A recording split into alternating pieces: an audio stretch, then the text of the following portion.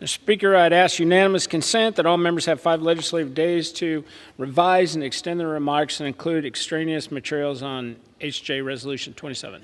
Without objection, so ordered. Mr. Speaker, I'd yield myself such time as I may consume.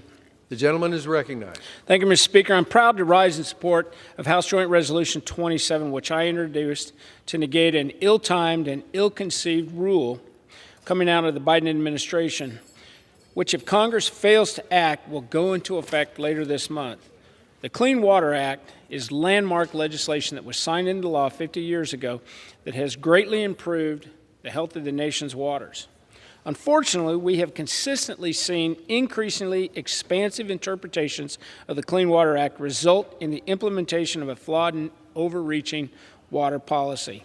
This has hindered our ability to achieve the Clean Water Act's true underlying water quality goals.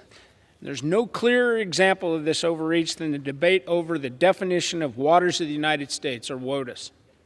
Decades of agency interpretation and misinterpretations have created uncertainty for rural communities, for farmers, for ranches, for businesses and industries who rely on clean water. Although the 2020 Navigable Waters Protection Rule finally provided long-awaited clarity on the scope of WOTUS, the new administration decided to unravel the Water Protection Rule and attempt to replace it, once again creating confusion and chaos.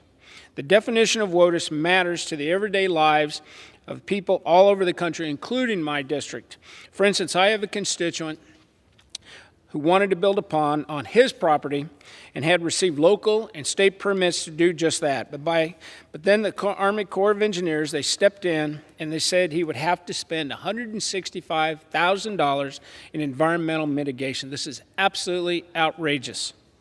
Returning to a more costly, burdensome, and broad WOTUS definition could have a massive impact on local communities and Americans' ability to do their jobs and manage their own private property.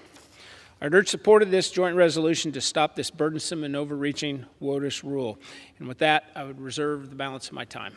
Gentleman reserves. The gentleman from